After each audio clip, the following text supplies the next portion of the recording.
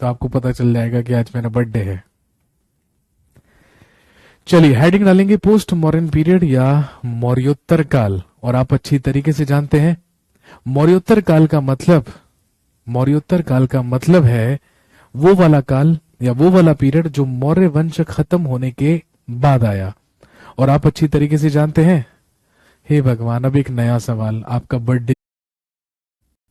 Post modern period, first foreign invasion of post modern period was happened in his ruling period। लिखेंगे इसी के शासनकाल में मौर्योत्तर काल का प्रथम विदेशी आक्रमण भी हुआ था।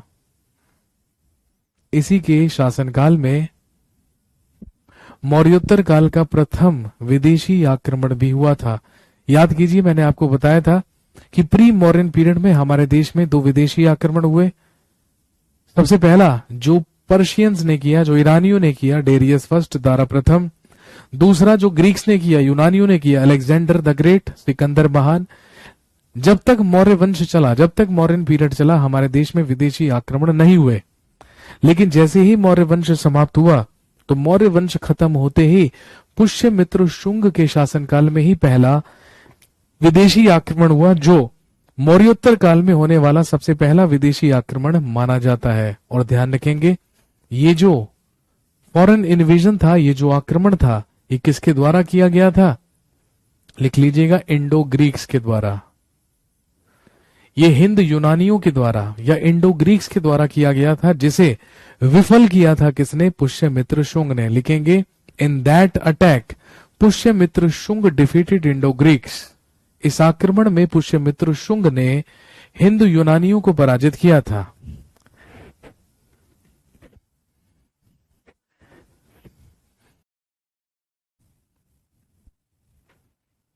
और ध्यान रखेंगे, एक बार यूपीएससी आईएएस प्रीलिम्स में ही पूछा गया कि बताइए भारत के सबसे पहले ब्राह्मण वंश के संस्थापक के पुत्र की लव स्टोरी का नाम क्या था? क्वेश्चन को दोबारा से समझिए, भारत के पहले ब्राह्मण वंश के संस्थापक के पुत्र की लव स्टोरी। तो हम सब जानते हैं भारत का पहला ब्राह्मण वंश शुंग वंश का संस्थापक पुष्यमित्र शुंग का पुत्र अग्निमित्र शुंग की love story. Answer was Malavikagnimitram. Question कैसे भी पूछा जा सकता है घुमा फिराकर, बट आपको पता होना चाहिए कॉन्सेप्ट यदि पता है। इस वंश का अगला प्रसिद्ध शासक, इस वंश का अगला प्रसिद्ध शासक हुआ, लिखेंगे, भागभद्र।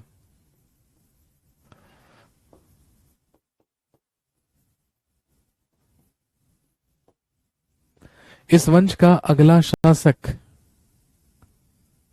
अगला प्रसिद्ध शासक हुआ भागभद्र।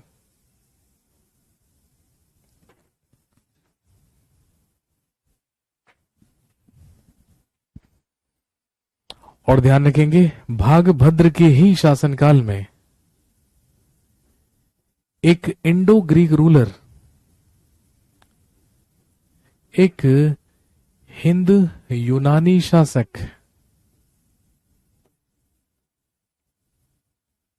जिसका नाम था एंटियालकीड्स,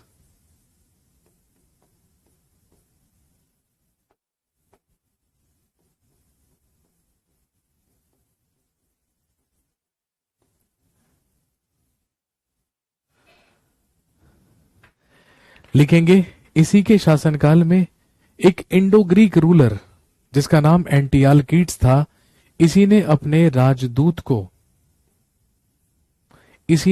राजदूत को भारत भेजा था, जिसका नाम था हेलियोडोरस।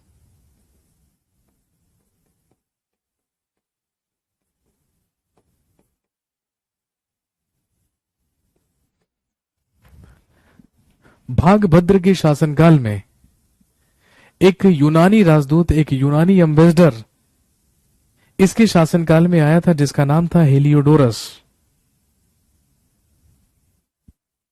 और ये जो हेलियोडोरस था, ये राजदूत हुआ करता था, एम्बेसडर हुआ करता था एंटियालकीड्स का, जो उस समय हिंद यूनानी शासक था। और ध्यान रखेंगे, ही एडॉप्टेड भागवत रिलीजन, इसने भागवत धर्म अपनाया। और इसी हेलियोडोरस ने भागवत धर्म अपनाकर विदिशा के ही बेसनगर में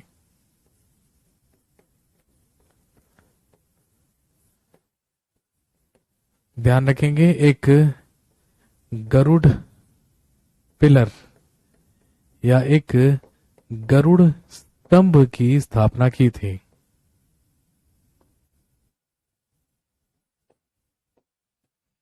एक गरुड़ पिलर या गरुड़ स्तंभ की स्थापना की थी।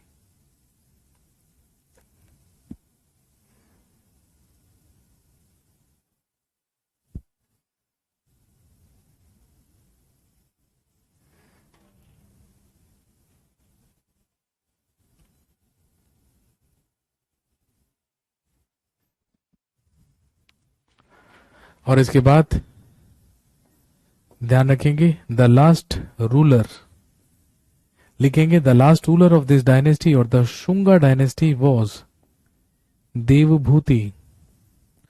शुंग वंश का अंतिम शासक, शुंग वंश का अंतिम शासक देवभूति हुआ।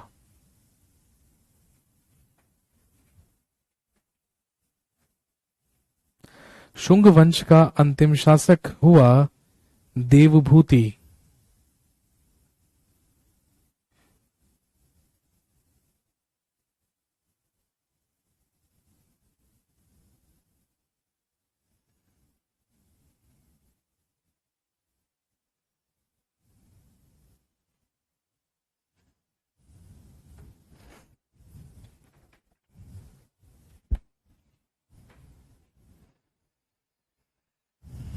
और ध्यान रखेंगे, देवभूति के ही एक सेनापति वासुदेव नामक व्यक्ति ने इसकी हत्या करके मगध में एक और वंश की स्थापना की, जिसे हम जानते हैं कण्वा डायनेस्टी या कण्व वंश के नाम से। नेक्स्ट, इस वंश का अंतिम शासक सुशर्मा हुआ। और क्योंकि सुशर्मा एक बेहद अयोग्य और कमजोर शासक था, तो ध्यान रखेंगे, इसी के कमजोर और अयोग्य होने का फायदा महाराष्ट्र के कुछ शासकों के द्वारा उठाया गया, जिन्हें सातवाहन रूलर कहा जाता था। और उन्हीं सातवाहनों ने, आप सब जानते हैं, मगध पर अधिकार किया। और इसके बाद साम्राज्य स्थापित हुआ किसका? सातवाहनों का, जिसे कहा जाता है आंध्र सातवाहन डायनेस्टी या आंध्र सातवाहन वंश। इसके बाद हेडिंग डालिए,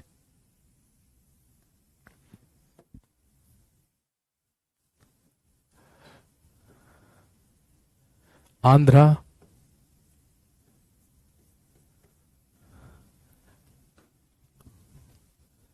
सातवाहना डायनेस्टी।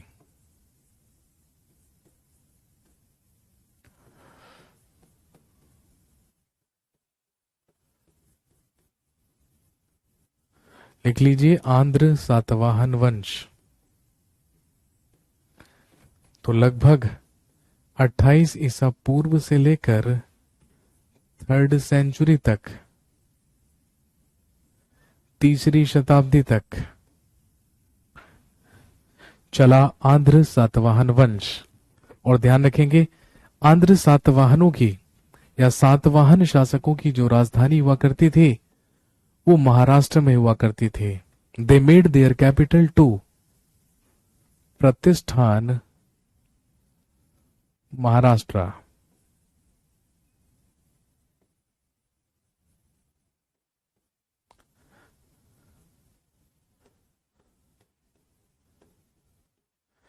लिखेंगे, इन्होंने महाराष्ट्र के प्रतिष्ठान को अपनी राजधानी बनाया।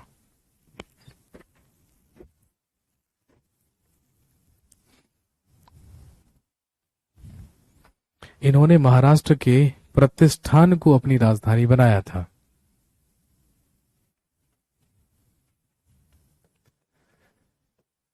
The founder of Satavahana dynasty was a ruler named Simuk. लिखेंगे, आंध्र सातवाहन वंश का संस्थापक सिमुक नामक शासक हुआ।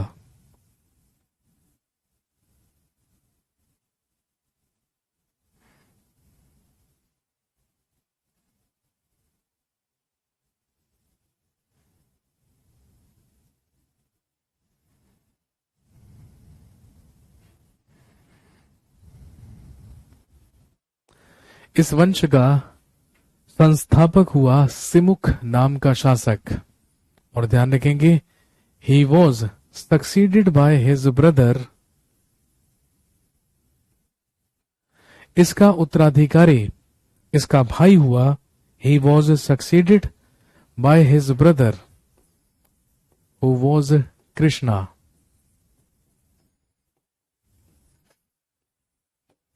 आंध्र सातवाहन वंश की स्थापना सिमुक नामक शासक के द्वारा की गई थी, जिसका उत्तराधिकारी इसका भाई हुआ था, जिसका नाम था कृष्णा। लेकिन ध्यान रखेंगे, इस वंश का वास्तविक संस्थापक, एक्चुअल फाउंडर और फर्स्ट ग्रेट रूलर या प्रथम महान शासक,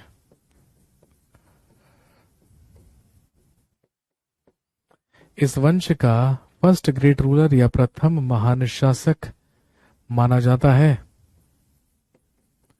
सातकर्णी फर्स्ट या सातकर्णी प्रथम को। इस वंश का सबसे पहला महान शासक हुआ सातकर्णी फर्स्ट या सातकर्णी प्रथम।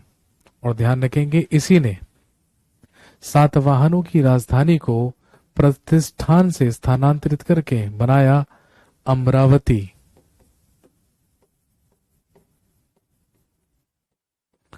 इसने ही सातवाहनों की राजधानी प्रतिष्ठान से स्थानांतरित करके क्या बनाई?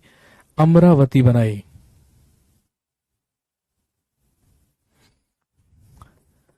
The second great ruler of this dynasty, इस वंश का द्वितीय महान शासक माना जाता है हाल।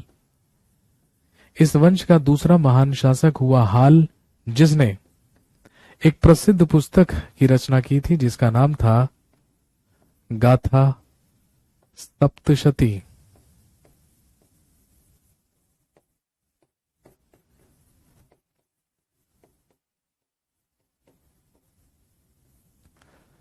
गाथा सप्तशती।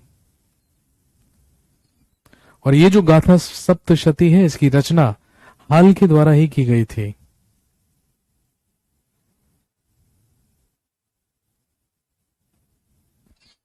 लेकिन ध्यान रखेंगे, the greatest ruler of this dynasty, इस वंश का सबसे महान शासक, इस डायनेस्टी में, इस वंश में इसके 23वें शासक को माना जाता है, जो कौन हुआ है? लिखेंगे गौतमी पुत्र सातकर्णी।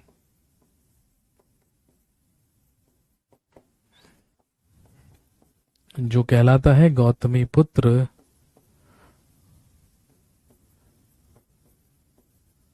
सातकर्णी, जिसका शासनकाल लगभग 106 ईस्वी से 130 ईस्वी तक रहा। भाई सबसे महान है, इसलिए यहां पर हमने शासनकाल लिख लिया है। वैसे तो कभी भी किसी एग्जाम में पूछा नहीं जाएगा।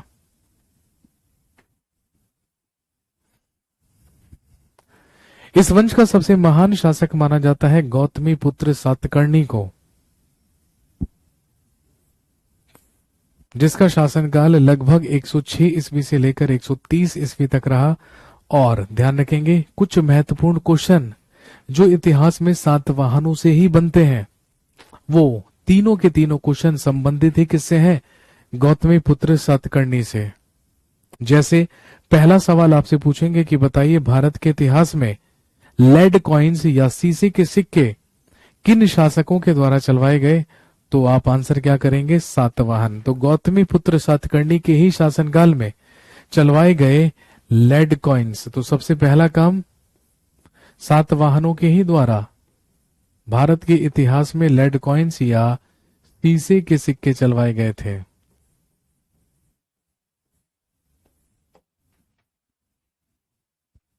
दूसरा सवाल आपसे पूछेंगे, किन शासकों के द्वारा ब्राह्मणों को भूमियां दान करने की शुरुआत की गई थी? तो वो भी कौन थे? सातवाहन। लिखेंगे he started donating lands, he started donating lands to Brahmins.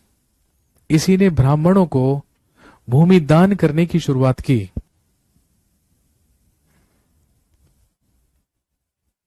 He started donating lands to Brahmins.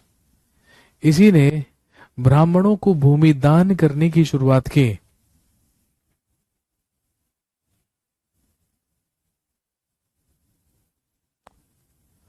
और अगला महत्वपूर्ण काम लिखेंगे, आपसे क्वेश्चन पूछेंगे कि इतिहास के वो कौन से शासक थे जिन्होंने अपने नाम से पहले अपने माता का नाम लगाने की प्रथा शुरू की थी। तो वो भी कौन होंगे? सातवाहन लिखेंगे।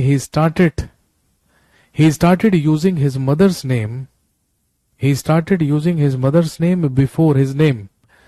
इसी ने अपने नाम से पहले अपनी माता का नाम लगाने की प्रथा शुरू की, क्योंकि सामान्य तौर पर आप सब जानते हैं इतिहास काल से ही नाम के साथ पिता के नाम लगाने की प्रथा होती है, लेकिन ये ध्यान रखेंगे, अपने नाम के साथ अपनी माता का नाम लगाया करते थे।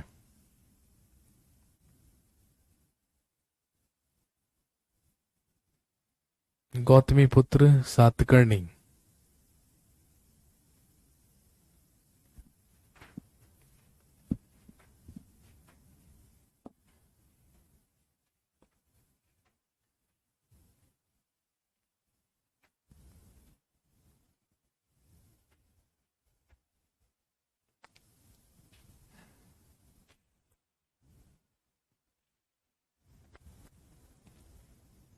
लिखिए he was succeeded by his son. इसका उत्तराधिकारी इसका पुत्र हुआ।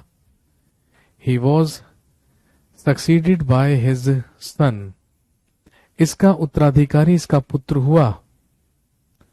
Who is considered as last great ruler, जो इस वंश का अंतिम महान शासक कहलाता है, इसका नाम था वशिष्ठी पुत्र पुलमावी।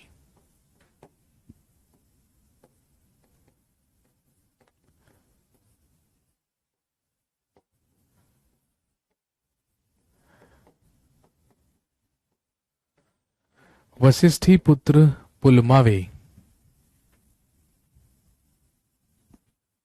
लिखेंगे he is known as first Andhra Samrat of India. इसी को भारत का प्रथम आंध्र सम्राट कहा जाता है। He is known as first Andhra Samrat of India. इसी को भारत का आंध्र सम्राट कहा जाता है, क्योंकि वशिष्ठी पुत्र पुलमावी ने ही सबसे पहले आंध्र क्षेत्र पर आक्रमण करके उस पर अधिकार किया था। और जब इसने आंध्र क्षेत्र पर भी अधिकार किया, तो बस इस डायनेस्टी को तभी से क्या कहा जाने लगा? आंध्र सातवाहन डायनेस्टी या आंध्र सातवाहन वंश। इसके अलावा ध्यान रखेंगे, the last ruler of this dynasty, इस वंश का अंतिम शासक, the last ruler of this dynasty, इस वंश का अंतिम शासक हुआ, लिखेंगे पुलमावी थर्ड या पुलमावी तृतीय। इस वंश का अंतिम शासक पुलमावी थर्ड या पुलमावी तृतीय हुआ।